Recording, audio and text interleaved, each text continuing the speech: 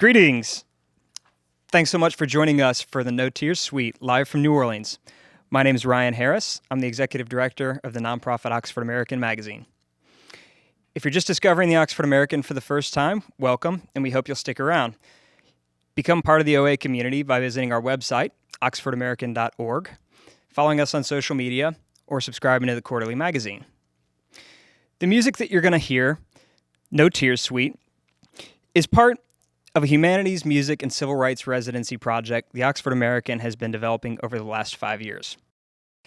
The original impetus for the project is the music itself, a suite of jazz written by pianist Christopher Parker and vocalist Kelley Hurt, and commissioned by the Oxford American to honor the bravery of civil rights heroes, the Little Rock Nine, the first black students to integrate Little Rock Central High School in 1957. I want to say thank you so much to our presenting partner on this residency and this concert, the National Park Service, and also want to acknowledge the various underwriters and sponsors who made these events possible, which include the Lower Mississippi Delta Initiative, Stella Boyle Smith Trust, Little Rock Central High School National Historic Site, New Orleans Jazz National Historical Park, and Jean Lafitte National Historical Park and Preserve. Thanks again for joining us, and I'm going to turn things over to Ranger Karen to tell you a little bit more. Thanks, Ryan. The National Park Service is honored to be a partner in presenting this concert. The No Tears Suite was inspired by the courage of the young people that we know as the Little Rock Nine, who integrated Little Rock Central High School in 1957. Here in New Orleans, we have our own story of desegregating the schools that features 4 6-year-old first-grade girls who integrated the schools in New Orleans in November of 1960. And through the years of pushing for more equality, jazz music and jazz musicians have always been a part of the story. Today, this concert will bring together those two strands. I'd like to introduce the band, and then we'll turn it over to them. On trumpet and flugelhorn is Marc Franklin of Memphis, Tennessee. On alto sax is Chad Fowler from Hot Springs, Arkansas. On the drums, Brian Blade from Shreveport, Louisiana. On bass, Roland Guerin, originally from Baton Rouge, now based in New Orleans, Louisiana. On the piano, and one of the composers, is Christopher Parker. He's from Little Rock, Arkansas. On vocals, and the other composer of the suite is Kelley Hurt, originally from Memphis, now from Little Rock. And on tenor saxophone, Bobby LaVell is with us, originally from Memphis, now based in New York City. I hope that you all will enjoy the No Tears Suite.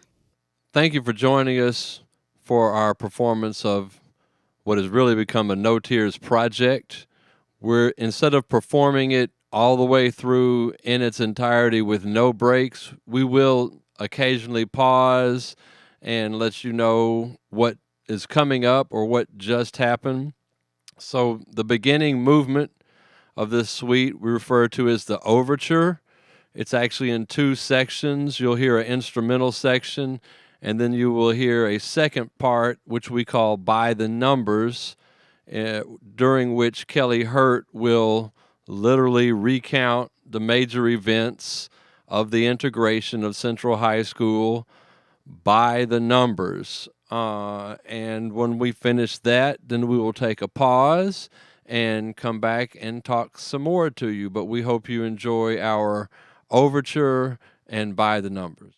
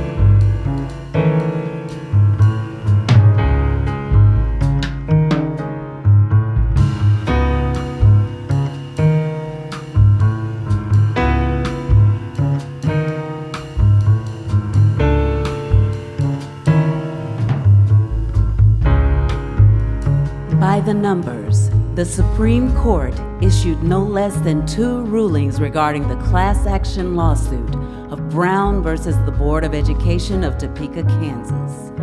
In May of 1954, it ruled that racial segregation in public education was a violation of the 14th Amendment to the Constitution. This decision stated that separate education facilities are inherently unequal. In May of 1955, the Supreme Court would issue its Brown II decision, in which it ruled that desegregation must proceed with all deliberate speed.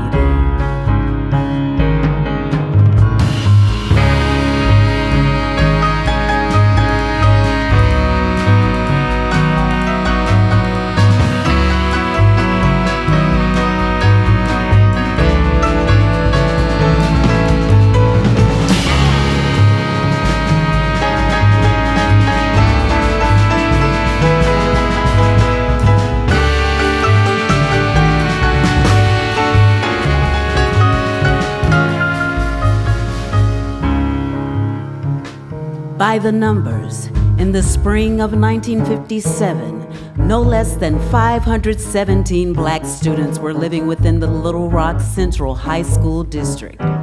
80 wanted to attend Central High School and were interviewed by the school board. 17 of these students were selected. 8 of those remain at Horace Mann High School. The remainder of the students would be enrolled at Central High School and become who we now recognize as the Little Rock Nine.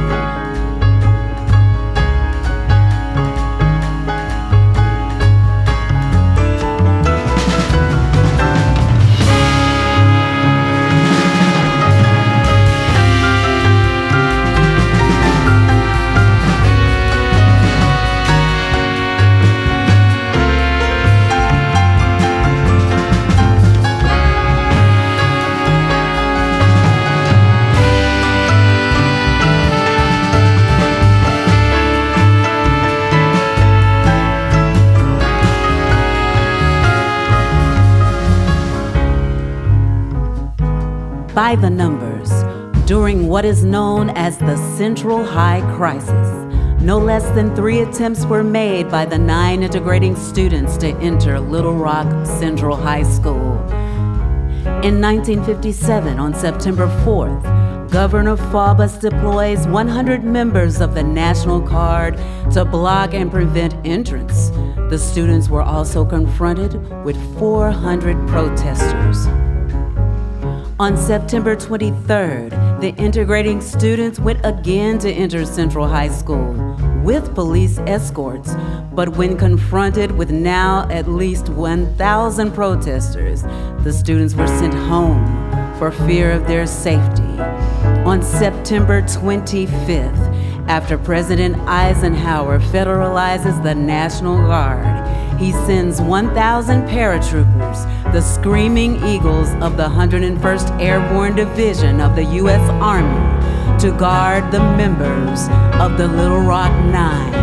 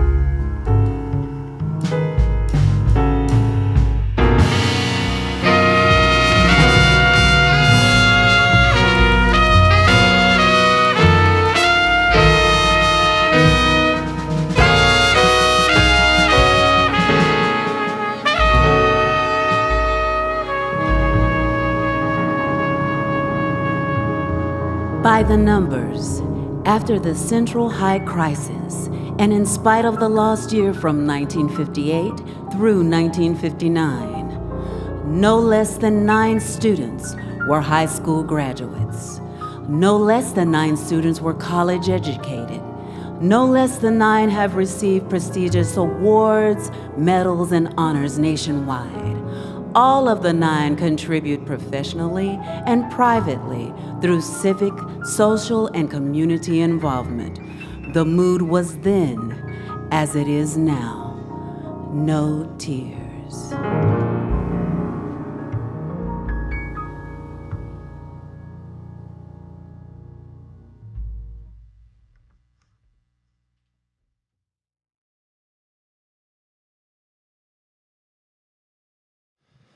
So that was the overture and By the Numbers, which sets the tone. And now, for those of you who didn't know, you know the basic story.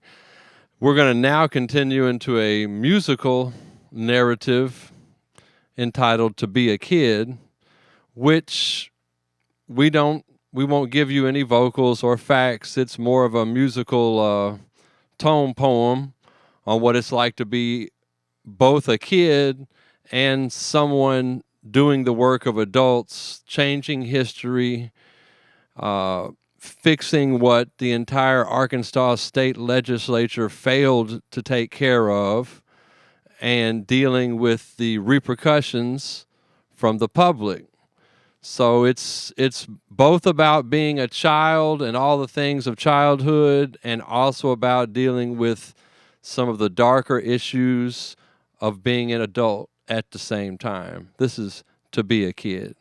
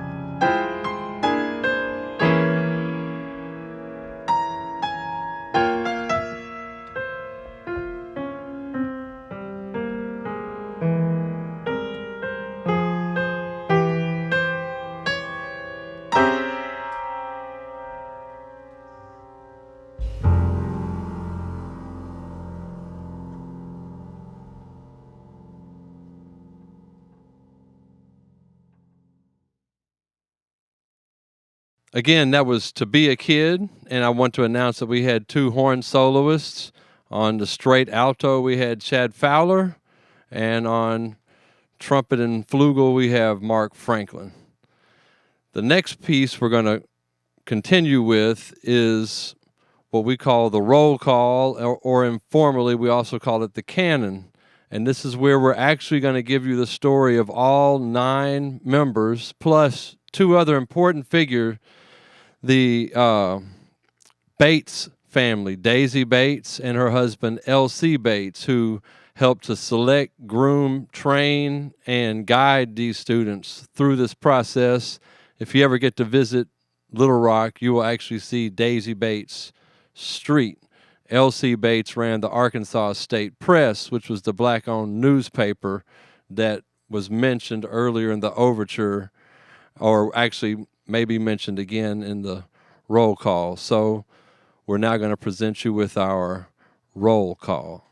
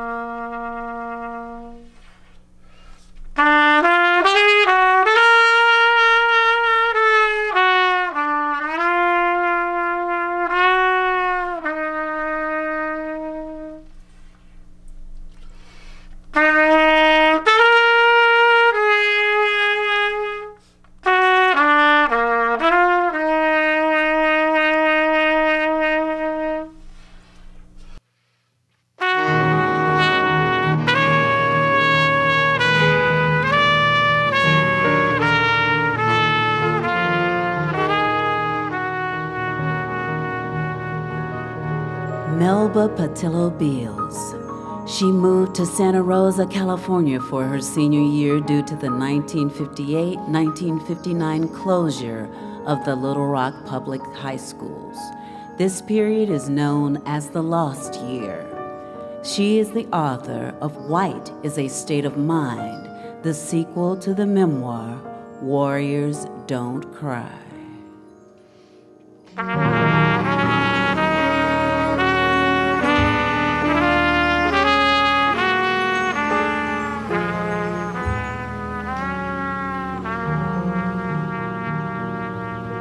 Carlotta Walls Lanier. She was the youngest at 14 to integrate Central High School, from where she graduated in 1960. She also graduated from the University of Northern Colorado in 1968. She went on to become an avid community supporter and real estate mogul.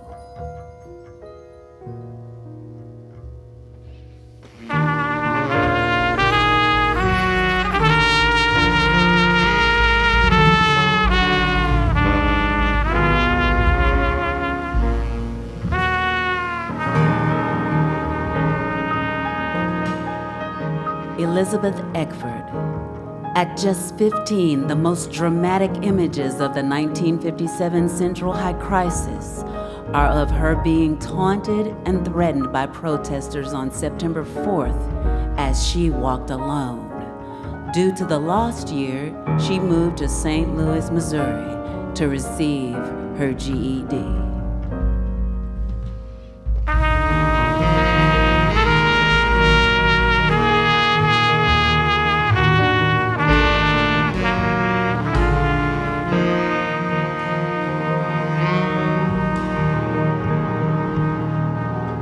Ernest G. Green, the only senior, he was born in 1941 and was the first African American to earn his high school diploma from Central High School in 1958. He is the subject of The Ernest Green Story, produced in 1993 by Walt Disney Corporation.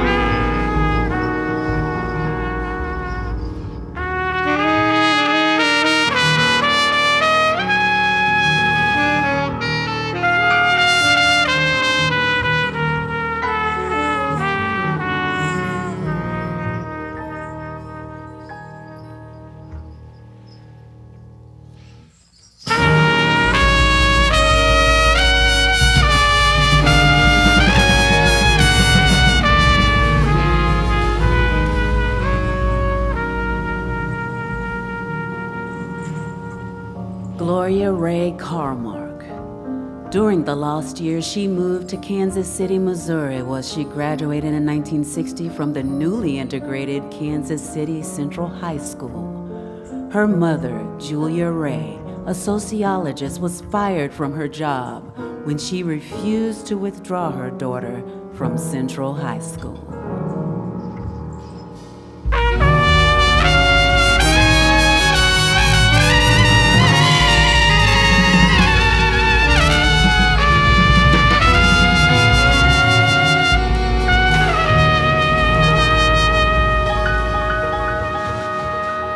Jefferson Thomas.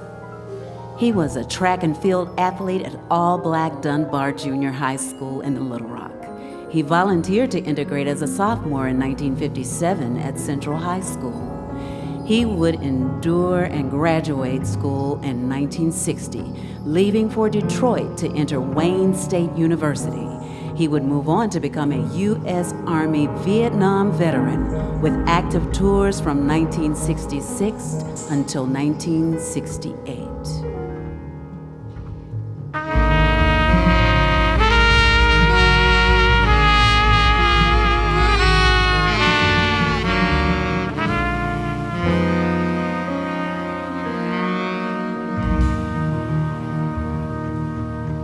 Minnie Jean Brown Trickey. She was the member of the Little Rock Nine who was suspended, then expelled for retaliating against her tormentors. She moved to New York and graduated from the New Lincoln School in 1959 to study journalism at Southern Illinois University. She is the subject of a documentary, Journey to Little Rock, the untold story of Minnie Jean Brown Trickey.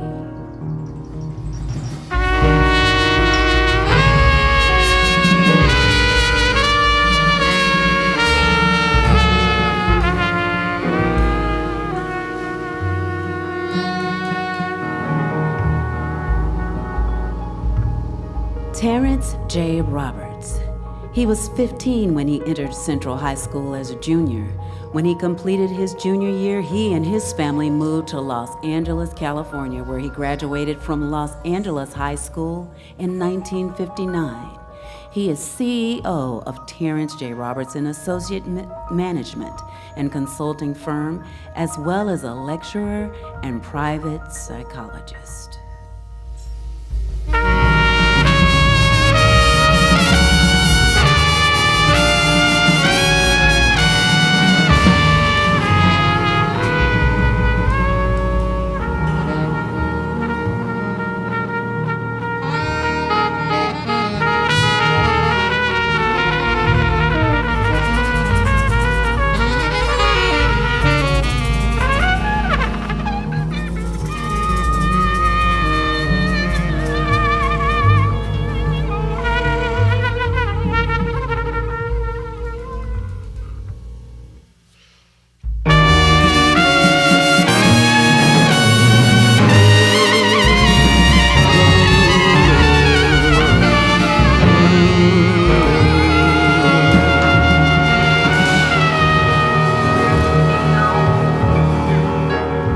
Thelma Mothershed Ware. She attended Dunbar Junior High and Horace Mann High before transferring to Central High School.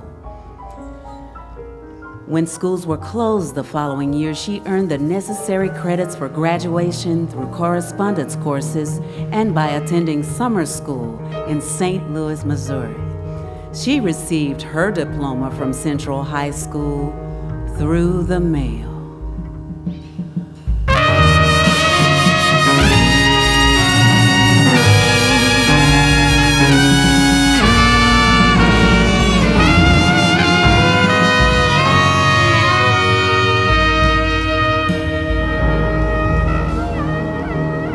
Lucius Christopher L.C. Bates. He was a former insurance salesman who had also worked for various regional newspapers. He and his wife, Daisy Lee Gatson Bates, created, owned, and published the Arkansas State Press, a weekly advocacy paper that began in 1941. due to the active role in cultivating the call for immediacy regarding the desegregation of the Arkansas education system, white advertisers successfully boycotted the newspaper, which cut off its funding and eventually led to the last issue being published in 1959.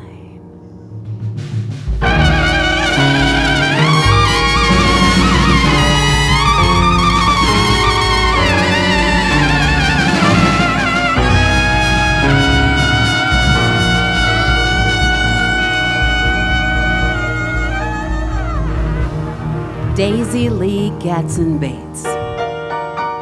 She was co-publisher of the Arkansas State Press and an active member of the NAACP, becoming the president of the Arkansas State Conference of Branches in 1952. Due to her intense dedication to education quality and school integration, she was the mentor chosen to groom, guide, and advise those students who would now be known as the Little Rock Nine. She is the author of The Long Shadow of Little Rock and the journal, The Death of My Mother.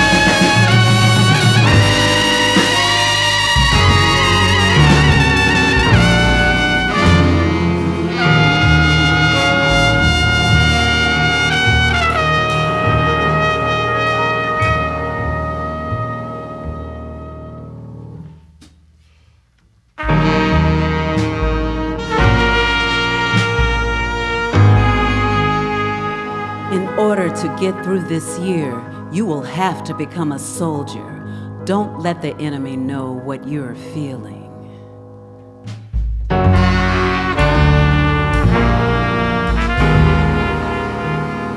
True reconciliation can occur if we honestly look back on our shared history. The dead can be buried, but not the past.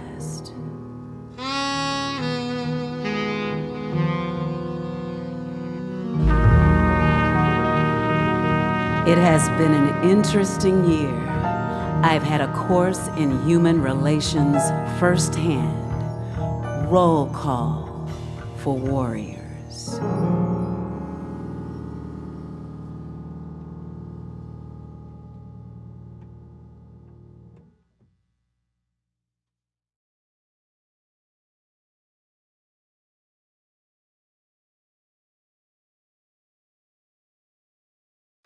So now that we've told you the brief version of the story and the overture, we've given you a musical portrait of how we feel about the Little Rock Nine, and we've given you the biographical sketches of everyone, plus the Bates family.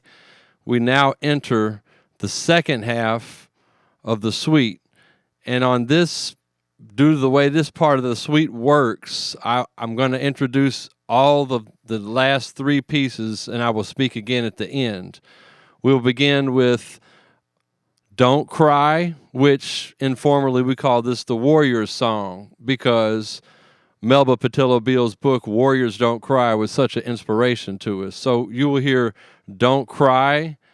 That will feature myself on piano, Bobby LaVell on saxophone. You'll hear Kelley actually sing for the first time. And then immediately after we leave Don't Cry, we go into a movement we call the crisis. And this is our depiction of what it might possibly have been like when the students entered the school. And for young people, you have to remember, we didn't have social media.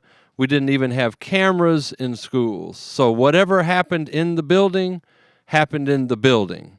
And if you read the account, you know that there was acid thrown in people's faces, people knocked downstairs, verbal abuse. You had soldiers walking kids down hallways with teachers and students alike attacking and jeering at them. So this is a bit of the chaos and turmoil that they went through as they entered.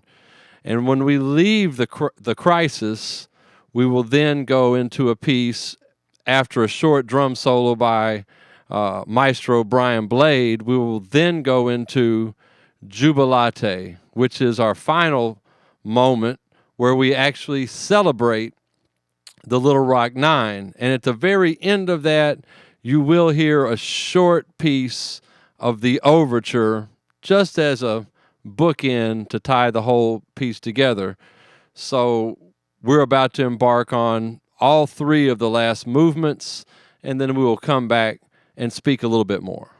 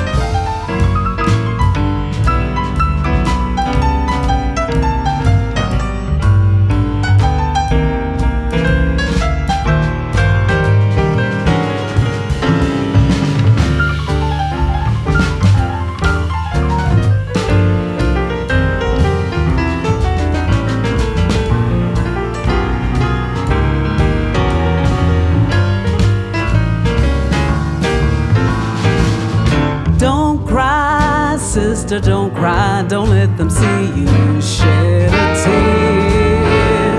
Although you walk all alone, remove all doubt and fear. Yeah, don't cry, brother, don't cry, don't let them steal you from your run. Be smart, strong, striding along this road that you've begun. Oh, oh, oh, oh.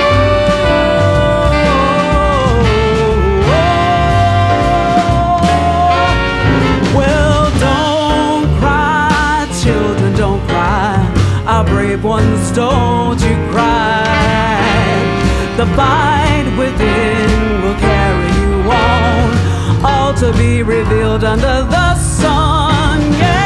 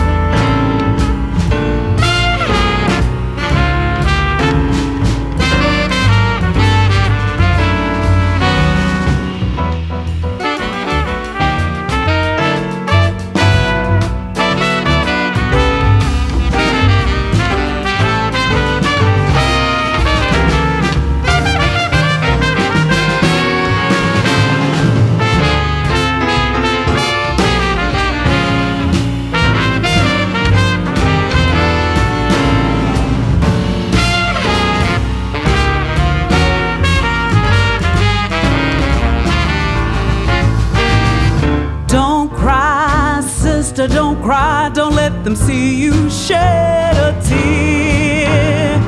Beaten and bruised, yeah, you refuse. There are no cowards here, yeah. Don't cry, brother, don't cry. You've been attacked, you've been put down. You've got the right, the might. Keep up the good fight. You deserve your knowledge crown.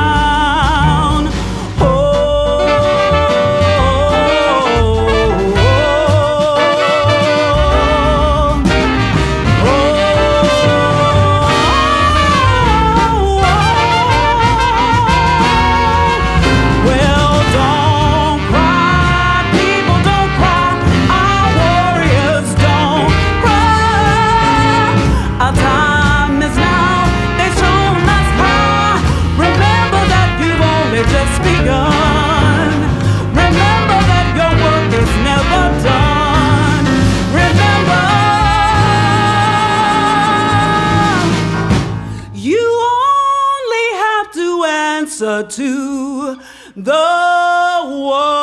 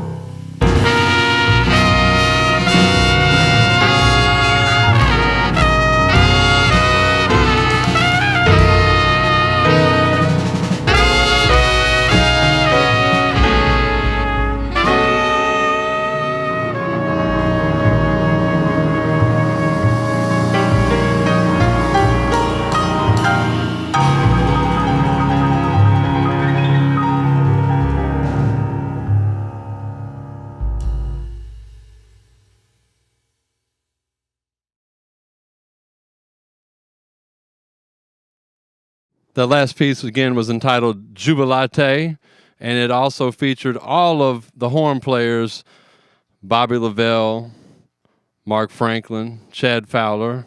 It also featured myself on piano and a beautiful solo from Brian Blade. In between the first piece you heard on this last segment and the last piece, you heard an improvisation entitled Crisis.